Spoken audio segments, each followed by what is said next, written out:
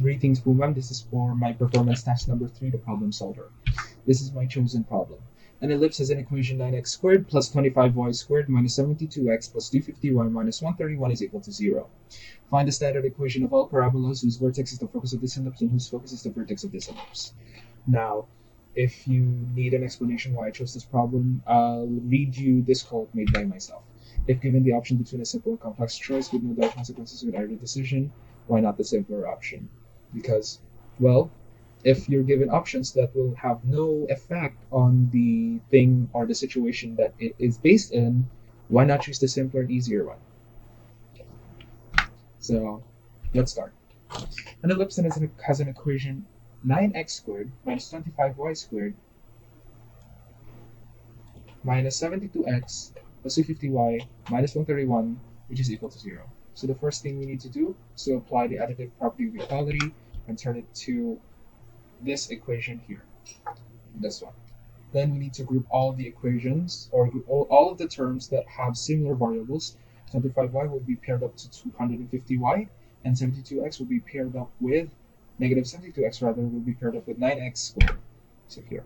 Then we need to factor out all of the coefficients from each group so that we would be left with 9x squared minus 8x, where 9 multiplied by negative 8 is equal to negative 72, plus 25y squared plus 10y, where 10 multiplied to 25 is 250, which is equal to 131.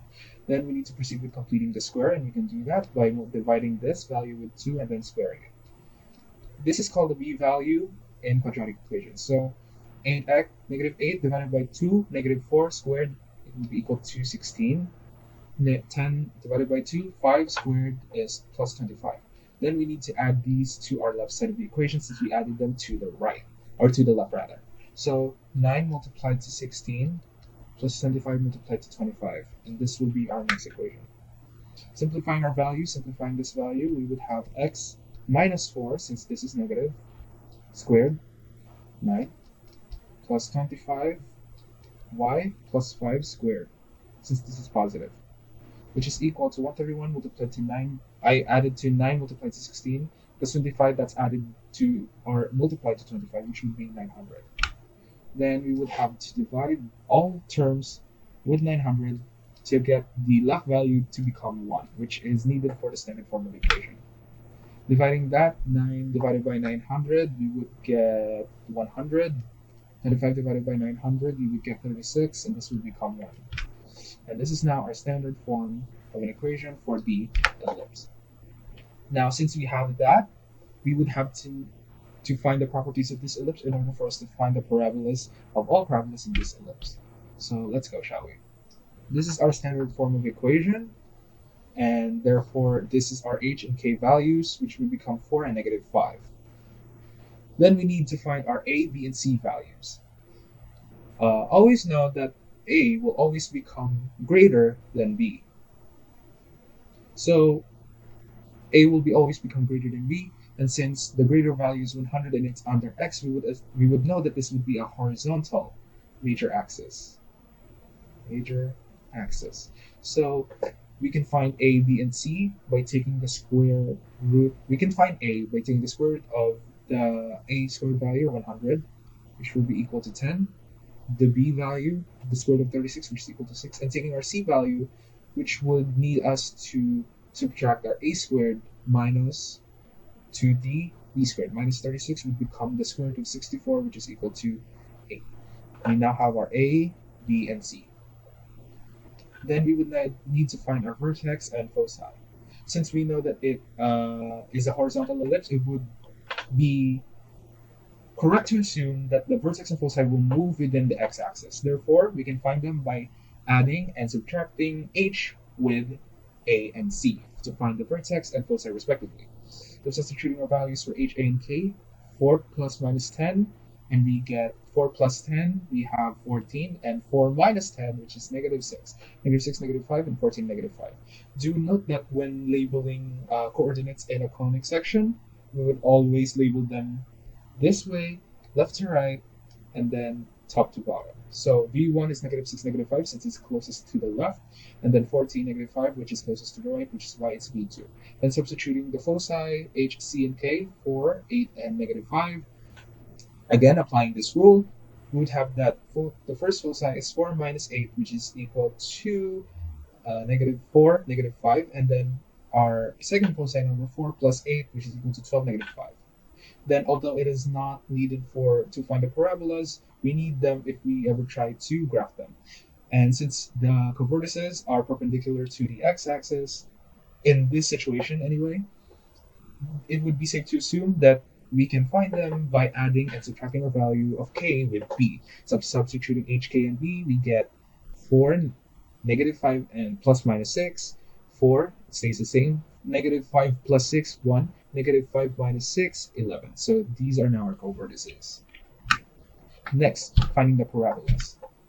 Since it is stated that each of the foci and vertices of the ellipse will correspond to the properties of the parabola, we would have to first pair up each vertex and foci with each other to find all the parabolas.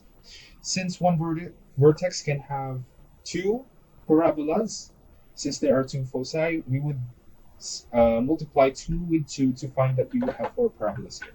So pairing each of these with each other, we would get these. -4, -5, -6, -5. -4, -5, 14, -5, 12, -5, -6, -5, and 12, -5, 14, -5.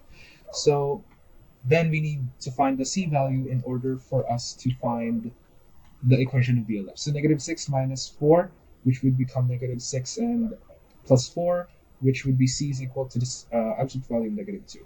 14 minus 4, or 14 minus -4, which would become 18, the absolute value of 18. C would become -6 minus 12. This would become -18. And C of this, 14 minus 2, which would become the standard value, the absolute value of 2. There.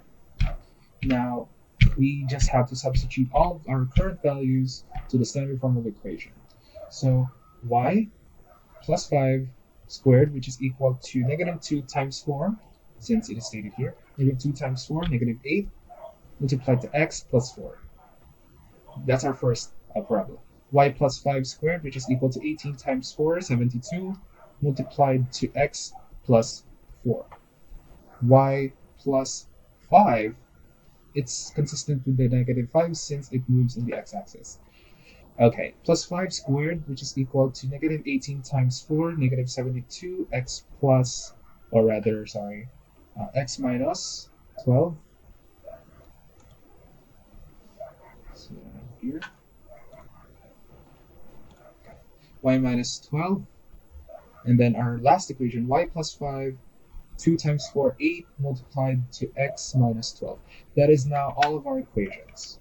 Now we just need to plot them and graph them in the Cartesian plane. First, we have the ellipse, -6, -5, then 14, -5, 4, -5, and 12, -5, then 4, 1 for our covertice, and 4, 11 for our covertice, other covertice. Oh, I was wrong. -4, -11. So writing our equation there. Then we have our parabolas. Since we now have our parabolas stated here, we just need them to be graphed here. Since it's -4, -5 here, and it's negative, this would mean that it would open on the left side. So we can say that it's like this. Then here, y plus 5, -4 is still the same vertex, but it opens to the right since it's positive. And since it has a large value, we would safe to assume that it would become very large. Y plus 5 squared is equal to -72, x minus 12. This would be the same as this, but since it's negative, it would open to the right and from this vertex, which is in 12, -5.